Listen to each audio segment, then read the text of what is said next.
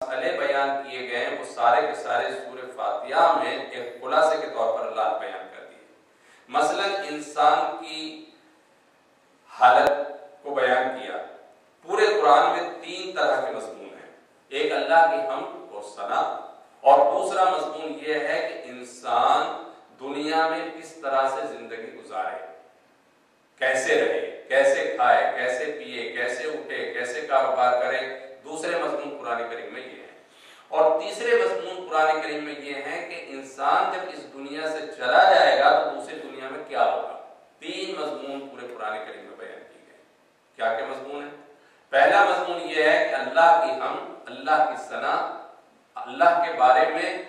بیان ہوا۔ کہیں اللہ کے بارے میں بتایا کہ اللہ تعالیٰ ہمارا خالق ہے، اللہ مالک ہے، پیدا کرنے والا ہے۔ ایک پورے قرآن میں یہ مضمون ہے اللہ کے بارے میں۔ اور دوسرا مضمون یہ ہے کہ اللہ سبحانہ وتعالیٰ نے اس دنیا میں انسان کو بھیجا تو یہ دنیا میں کس طرح سے زندگی گزارے،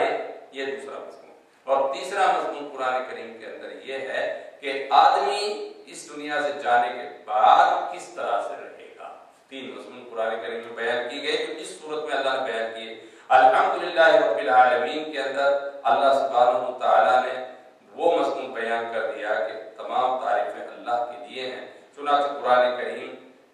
میں ایک مضمون اللہ کی تعریف کا مستقل بیان کیا گیا ہے۔ کئی اللہ کہتے ہیں کہ ہم زمینوں کو پیدا کرتے ہیں، آسمان کو پیدا کیا ہم نے، اور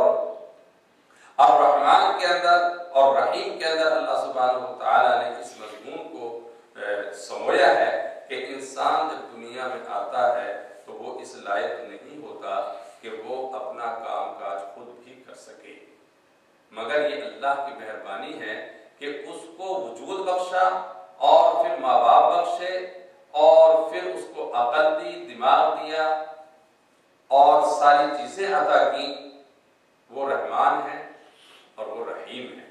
جس نے مہربانی کا معاملہ فرمایا اور اتنی مہربانی کی کہ کافر اور مشرک تمام کے تمام اس کی مہربانی میں داخل ہیں۔ اور مالک یوم الدین کے اندر اللہ سبحانہ وتعالیٰ نے آخرت کے مسئلے کو بیان فرمایا ہے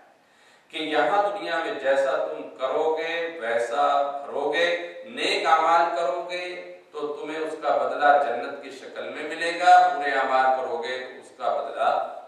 جہنم کی شکل میں ملے گا۔ اور اللہ سبحانہ وتعالیٰ نے یہ مضمون اس لیے بیان فرمایا کہ اگر یہ مضمون بیان نہ کیا جائے تو پوری دنیا کا نظام ہی اتھل پتل ہو کر کے رہ جائے، اس لیے کہ اس دنیا میں اللہ سبحانہ وتعالیٰ نے جو لوگوں کو پیدا کیا، کوئی بادشاہ بنا، کوئی کچھ بنا، تو مستقل لوگ ظلم ایک دوسرے پر کرتے رہتے ہیں، مگر اللہ سبحانہ وتعالیٰ دنیا کے اندر بھی کبھی کبھی بدلہ دیتے ہیں، مگر آخرت میں اس کا مکمل انصاف کیا جائے گا۔ اس لیے اس میں دنیا کے مضمون کے ساتھ ساتھ اللہ تعالیٰ نے آخرت کے مضمون کو اس میں سمویا ہے۔ ایاک نعبد کے اندر اللہ تعالیٰ نے یہ تعلیم دی ہے کہ اللہ کے علاوہ کسی کی پرستش، کسی کی عبادت ہرگز نہیں کی جا سکتی، کسی کی عبادت نہیں کی جا سکتی۔ صرف عبادت کے لائق اگر کوئی ذات ہو سکتی ہے اللہ سبحانہ وتعالیٰ کی ذات ہے، اس کے علاوہ کوئی ذات نہیں۔ اور نستعین اور جس ذات سے مدد مانگی جا سکتی ہے وہ صرف اللہ سبحانہ وتعالیٰ کی ذات ہے، اس کے علاوہ کسی سے مدد نہیں مانگی جا سکتی۔ مدد کے 2 طریقے ہیں، ایک تو ڈائریکٹ مدد مانگنا اور ایک ہے کسی کے ذریعے سے مدد مانگنا۔ مثلا ایک آدمی کسی آدمی سے کہتا ہے کہ وہ قرآن مجھے ذرا لا کر کے دے دو، یہ بھی ہیلپ مانگنا ہے دوسرے سے۔ اور ایک یہ ہے کہ ڈائریکٹ اللہ تعالیٰ سے انسان دعا کر رہا ہے کہ اللہ تعالیٰ میرے کاروبار کو بہتر کر دے، تو وہ بھی اللہ ہی سے مدد مانگنا ہے اور یہ بھی اللہ سے مدد مانگنا ہے، لیکن یہ واسطے سے مدد مانگ رہا ہے اور وہ بلا واسطے مدد مانگ رہا ہے۔ چونکہ جس آدمی سے یہ کہہ رہا ہے کہ مجھے یہ فلاں چیز لے کر کے آؤ اور مجھے گلاس پانی کا لا دو، اس میں اگر آپ راز دیکھیں تو جس بندے سے یہ مطالبہ کر رہا ہے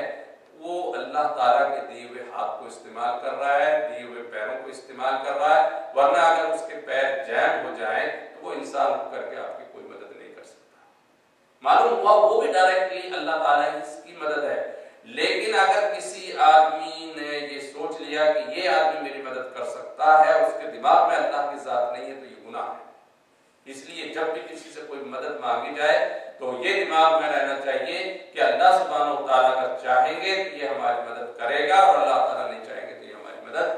نہیں کر سکتا۔ اس لیے اللہ سے مدد دونوں معاملات میں مانگی جاتی ہے، دین کے معاملات میں بھی اللہ سے مدد مانگی جاتی ہے، اور دنیا کے معاملات میں مدد مانگی جاتی ہے۔ تو جب ہم نماز میں کھڑے ہوتے ہیں تو ہم دعا کرتے ہیں، اے اللہ ہم آپ ہی کی عبادت کرتے ہیں اور ہم آپ ہی سے مدد مانگتے ہیں اپنے دنیا کے تمام کاموں میں، ہمارا کاروبار بہتر ہو، ہمیں رزق اچھا ملے، لوگ ہماری ہیلپ کریں، لوگ ہماری مدد کریں، اس میں بھی ہم آپ کی مدد چاہتے ہیں، اور دین کے معاملات میں بھی ہم مدد چاہتے ہیں کہ ہم آپ نماز پڑھ سکیں، ہم روزہ رکھ سکیں، ہم آپ کی عبادت کر سکیں، اور اللہ تعالیٰ ہمیں سیدھے راستے پر چلا، یعنی ہمارے دنیا کے اندر بھی ہم جتنے کام کریں ان کاموں کے اندر بھی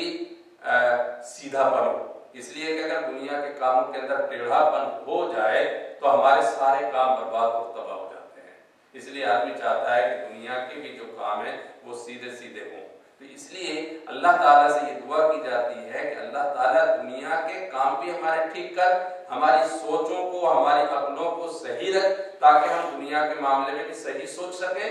اور آخرت کے معاملے میں بھی صحیح سوچ سکیں۔ اگر ہم عقل نہ ہو تو ہم دنیا کے معاملات کو صحیح نہیں سوچ سکتے، اور کبھی کبھی عقل غلط سجا دیتی ہے اور کبھی کبھی ٹھیک سجا دیتی ہے۔ اس لیے اللہ تعالیٰ یہ مدد مانگی جاتی ہے کہ اللہ تعالیٰ ہمیں سیدھا راستہ دکھا، یعنی دنیا میں بھی ہم ٹھیک ٹھیک چل سکیں، ٹھیک ٹھیک کاروبار کر سکیں، ٹھیک ٹھیک ہم کو نفع ہو سکے، اور آخرت بھی ہماری بن سمجھ جائے۔ اور پھر اس میں اللہ سبحانہ تعالیٰ سے یہ دعا ہے کہ ایک مثال کے طور پر کہ اے اللہ آپ نے بہت سارے ایسے لوگ ہیں جن کو صحیح طریقے سے رہنمائی کی، ان کی دنیا بھی ٹھیک ہوئی، ان کی آخرت بھی ٹھیک ہوئی، اور وہ کون ہیں؟ وہ ہیں انعم اللہ علیہم من النبیین والصدیقین والشہداء والصالحین، کہ اولیاء کرام ہیں، شہداء کرام ہیں، انبیاء کرام ہیں۔ تو جس طرح سے ان کو ہدایت نصیب کی، اسی طرح سے ہمیں بھی ہدایت آپ دے دیجیے کہ ہماری دنیا بھی ٹھیک ہو اور آخرت بھی، اور اللہ تعالیٰ آپ کا ان لوگوں پر نہ کبھی غصہ ہوا نہ کبھی گمراہ ہوئے، لہٰذا ہمیں بھی ایسا ہی بنا دے۔ تو یہ سورہ فاتحہ ہے، اللہ سبحانہ وتعالیٰ نے اس سورہ فاتحہ کو مسلمانوں کے لیے نازل فرمایا کہ تاکہ اس سے رہنمائی فائدہ حاصل کر سکے۔ اس کی بڑی فضیلتیں ہیں، امام بخاری رحمۃ اللہ علیہ نے مستقل طور پر 2 حدیثیں سورہ فاتحہ کی فضیلت میں بیان فرمائی ہیں۔ تو انشاءاللہ باقی آئندہ ہفتے ہو جائے گا، کیونکہ ابھی سورہ فاتحہ کی تفسیر 1-2 ہفتہ اور چلے گی مزید، انشاءاللہ آئندہ ہفتے تو فنڈریزنگ ہے، اس کے آئندہ سبحان اللہ۔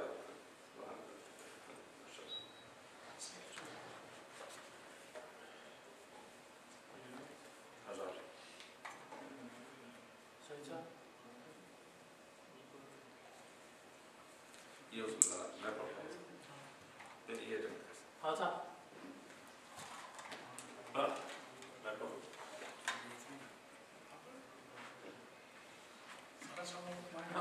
اچھا پڑھ لیں، آپ کیا کریں؟ اچھا بگیا ہو جاؤ، آج مجھے اجازت ہے، کل خان صاحب پڑھ دیں گے۔